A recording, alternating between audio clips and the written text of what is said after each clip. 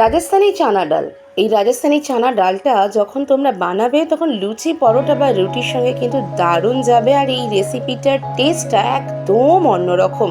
চানা ডাল খেতে খেতে যখন তোমরা প্রত্যেকে একঘেয়ে হয়ে গেছো বা খেতে খেতে আর ভালো লাগে না, তখন এইভাবে ঘরোয়া উপায় কী করে রাজস্থানি চানা ডাল করবে সেই রেসিপিটাই তোমাদের সামনে শেয়ার করতে চলে এসেছি।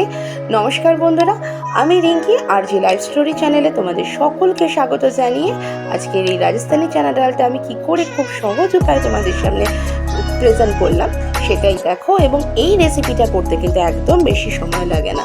তো প্রথমেই চলো এর জন্য কি কি মশলা লাগছে সেটা দেখিয়ে নিই। আমি এখানে নিয়ে নিয়েছি 2টো পেঁয়াজ, রসুন, কাঁচা লঙ্কা আর টমেটো। এই চানা ডালটা আমি কিন্তু 2 থেকে 3 ঘন্টা ভিজিয়ে রেখে দিয়েছি। প্রথমেই ভালো করে ধুয়ে নিয়েছিলাম, তারপরে জলে ভিজিয়ে রেখে দিয়েছিলাম। তো ভিজিয়ে রাখা আছে। আমি এটা প্রেসার কুকারে কুক করব। তোমরা চাইলে এমনি কড়াইয়ের মধ্যেও নুন আর হলুদ দিয়ে সেদ্ধ করতে পারো।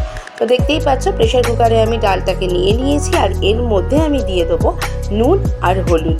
নুন আর হলুদ দিয়ে এই চানা ডালটাকে আমি সেদ্ধ করে নেব। আবার বলছি, আমি প্রেসার কুকারে একটা সিটি দিয়ে অফ করে রেখে দেবো। তোমরা চাইলে কড়াইতে নুন হলুদ দিয়েও কিন্তু এই চানা ডালটাকে সেদ্ধ করে নিতে পারো।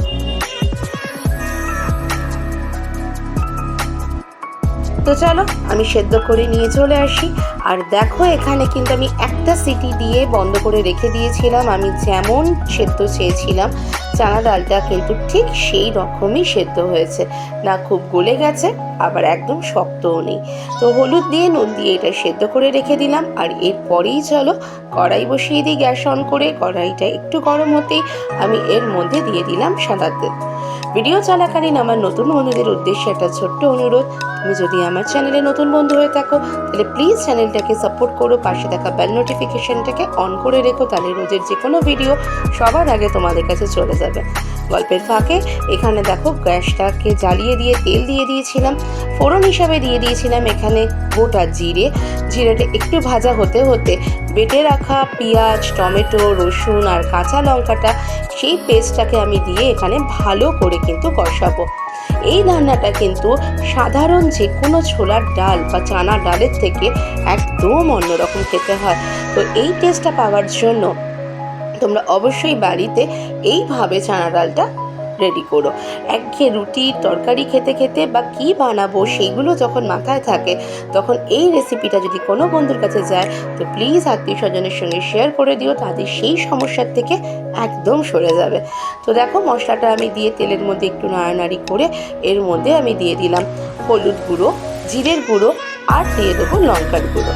তো লঙ্কার গুঁড়োটা তোমরা স্কিপ করতে পারো, আর কাঁচা লঙ্কা আমার বাটাই আছে। আদারওয়াইজ তোমরা এখানে কাশ্মীরি রেড চিলি পাউডার দিতে পারো যাতে রঙটা ভালো আসে। ব্যাস, এবারে সমস্ত শুকনো মশলাগুলো দেওয়ার পর সেটাও ভালো করে সব মশলার সঙ্গে ভালো করে আমাদের কষিয়ে নিতে হবে। যতক্ষণ না কষানো হয় ততক্ষণ এটা হালকা হাতে আর সিম আছে আমাদের কষিয়ে নিতে হবে। বন্ধুরা, আমার চ্যানেলে অনেক রেসিপি তোমরা পেয়ে যাবে। আমার চ্যানেলে ভিজিট করতে পারো। খুব সাধারণভাবে ঘরে থাকা উপকরণ দিয়েই কিন্তু আমি সমস্ত রান্নাই তোমাদের সামনে উপস্থাপনা করি। তো সেই রান্নাগুলো দেখতে পারো।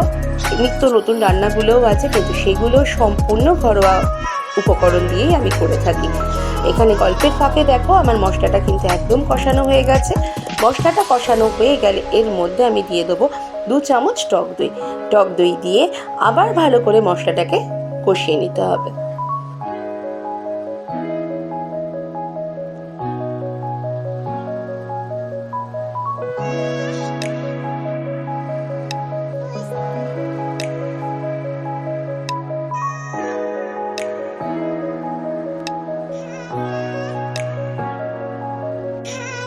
দই দিয়েও কিন্তু আমার কষানো একদম রেডি হয়ে গেছে। এরপরে আমি দিয়ে দিলাম এখানে চিনি।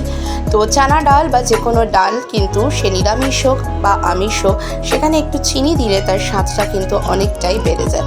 চিনি দিয়েও কিন্তু আবার এই মশলাটাকে ভালো করে কষিয়ে নেব। কষানো হয়ে গেলে এর মধ্যে আমি দিয়ে দেবো হচ্ছে সেদ্ধ করে রাখা চানা ডালটা। তো বন্ধুরা, একঘেয়ে খাবার খেতে খেতে যখন তোমরা সত্যিই খুব বোর হয়ে যাবে, তখন এই রেসিপিটা ট্রাই করো। বিয়েবাড়ির স্বাদকে হার মানিয়ে দেবে রাজস্থানি এই চানা ডালের রেসিপিটা। তো দেখো, আমার মশলাটা তো কষানো হয়েই গেছে। আমি তারপরে সেদ্ধ করে রাখা ডালটা দিয়ে দিলাম। আর বেশি কিন্তু আমি জল দেব না, কারণ এই চানা ডালের রেসিপিটা বা এই রান্নাটা হয় একটু মাখো মাখো, খুব পাতলাও হয় না, আবার একদম বসা বসাও হয় না। আর বন্ধুরা, তোমরা লক্ষ্য করেছো ডালগুলো কিন্তু একদম গোটা গোটা আছে, কিন্তু একদম নরম হয়ে গেছে। তাই বেশি কিন্তু আমাদের এই ডালটা নাড়ালে হবে না, তাহলে কিন্তু ভেঙে যাবে, বা আমি যেরকম রান্নাটা করতে চাইছি সেরকম হবে না।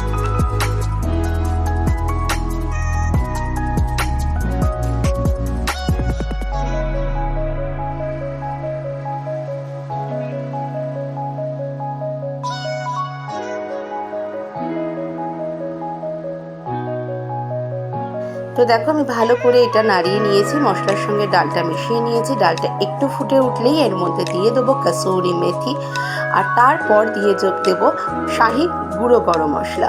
তো গরম মশলা আর কাসুরি মেথিটা দেওয়ার পরে এর থেকে যে সুন্দর গন্ধটা বেরোচ্ছে, সেটা কিন্তু তোমরা সম্পূর্ণ মিস করে যাচ্ছ।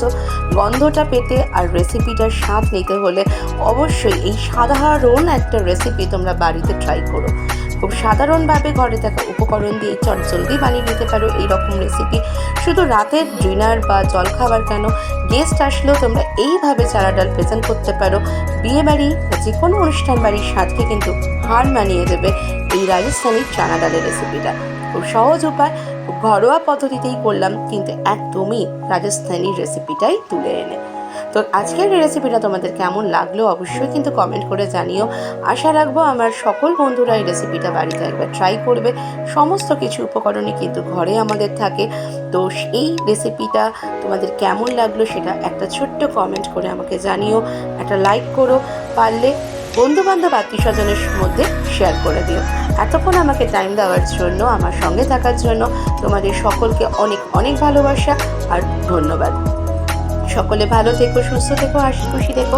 আজকের মতন বিদায় নিলাম। আবার দেখা হবে অন্য কোনো দিন, অন্য কোনো ভিডিওর সাথে। টাটা।